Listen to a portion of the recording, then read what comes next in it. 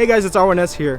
You guys probably know me as Milsim Junkie on YouTube, but I'm down here in Southern California doing some Airsoft and visiting some family, and I thought it'd be great to stop by and visit the guys at Airsoft GI. We thought it'd be great to do a tactical gearhead segment and kind of show you guys the gear that I wear on the field. So without further ado, let's go ahead and take a look at some of my gear. Alright guys, so let's go right into it. Let's talk about what kind of weapon system I use, because that seems to be the most asked question I get. Right now it's going to be this Elite Force M4. Both halves are Elite Force, but I just like the appearance of the two-tone body. It's a standard crane stock that comes with the gun. Moving on to the front right here, we've got a Mad Bull Noveski 13.5 inch NSR key mod rail. Outer barrel wise, we've got also a 13.5 inch outer barrel, but with the muzzle brake, we've got just right over 14 inches.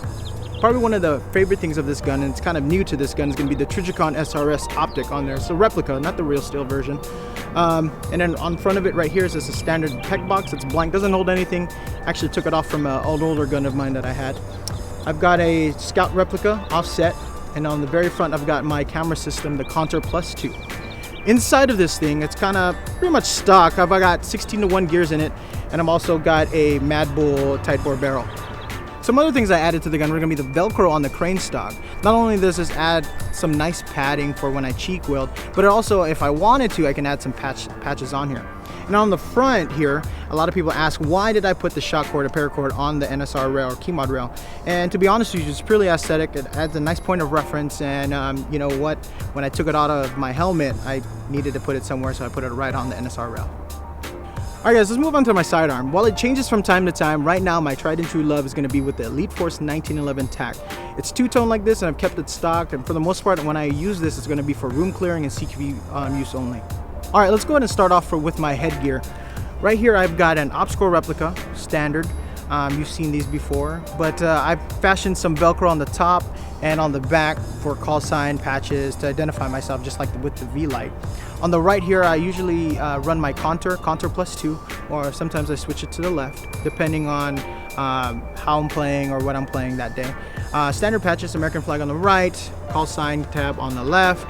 I painted it just a little bit, give it some snake skin, kind of weathered look to it.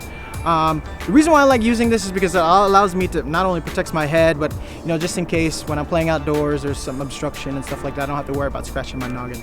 Alright guys, moving down from there, I've actually got some Revision Soulfly eye protection that I'm wearing, and you guys seen several reviews of them on my channel on why I use them. Really rock solid eye pro.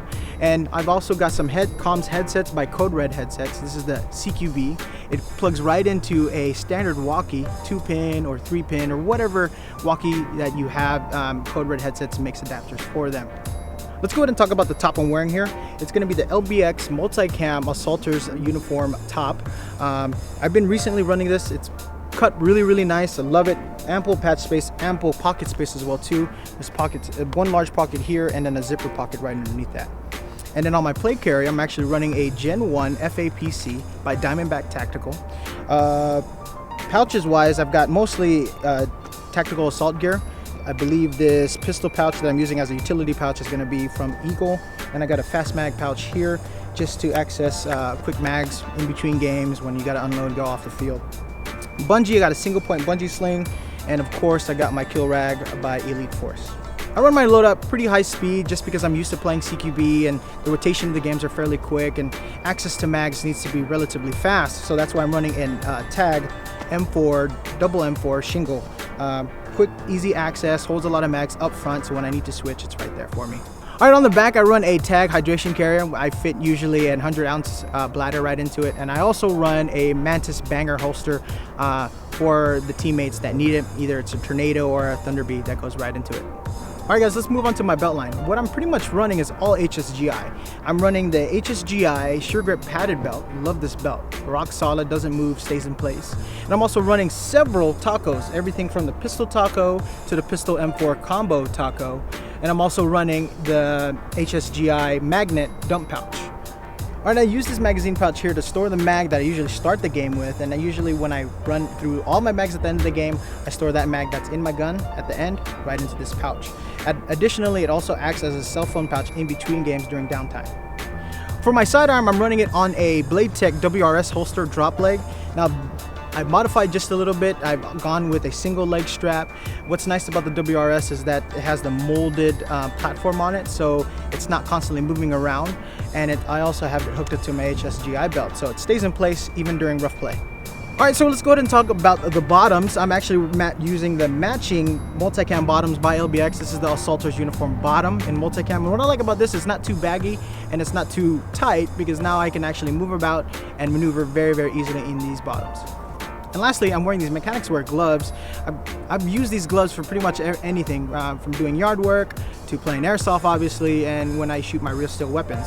I've got these one in M81 or Woodland, as you guys know. These are the originals, but I also use the impact gloves. Alright guys, I hope you guys enjoyed my edition of TGH here at Airsoft GI. If you have any further questions for me, definitely leave them in the comments below. But go ahead and check out my channel while you're at it, MilsimJunkie.com. All the links in the description box below.